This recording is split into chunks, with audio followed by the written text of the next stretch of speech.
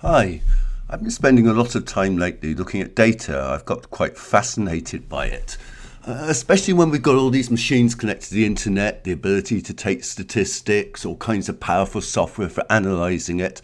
And I'm wondering what statistics means, not just for research, but in our everyday lives. So I've been looking at various data stores. I've been particularly looking at open and linked data and the growing amount of open and linked data available, and thinking about how we can visualize that data and provide access to that data. But one thing I've come to realize is that data on its own is not enough. And data doesn't contain its own intrinsic meanings.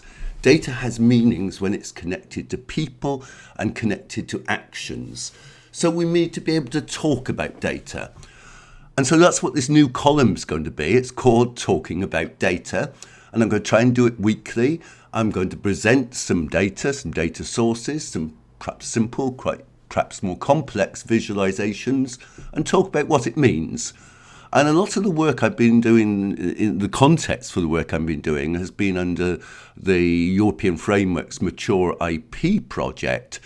And in that project particularly, we're working with careers, information advice and guidance specialists in the UK, and looking at how we can help them in developing and using knowledge.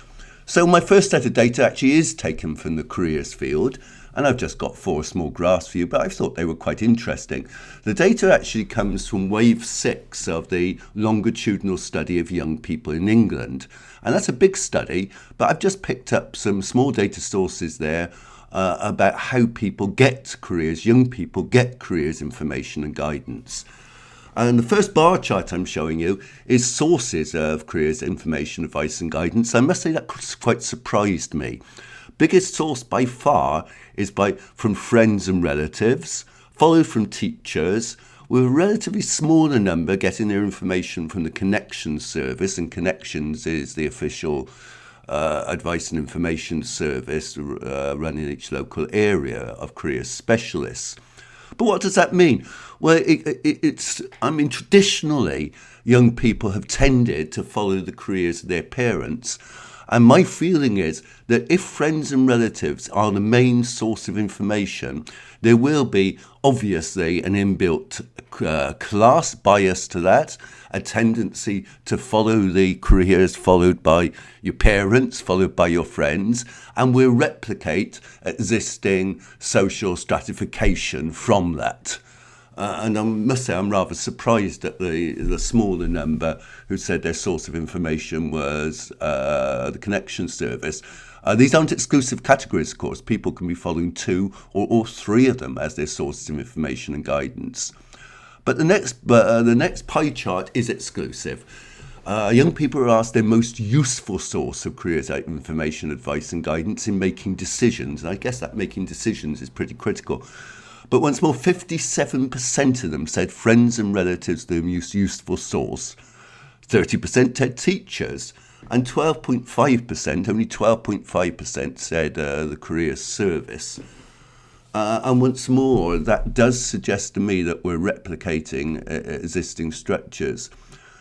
The 2 more I selected from the various questions asked in this particular longitudinal study was the amount of information, advice and guidance from teachers and Connections too much, about right, and too little?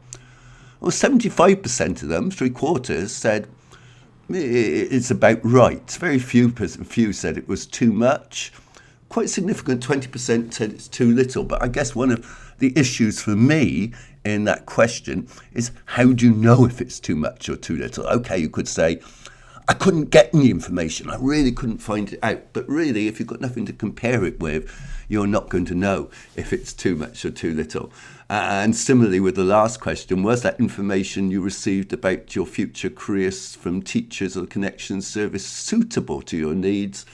Well, the overwhelming majority said it was suitable. 87% of that was suitable. So I guess we can take that 2 ways. One is we say, well, did they have something to compare it with? Or the other thing we can say is, for those that do get information, advice and guidance from careers,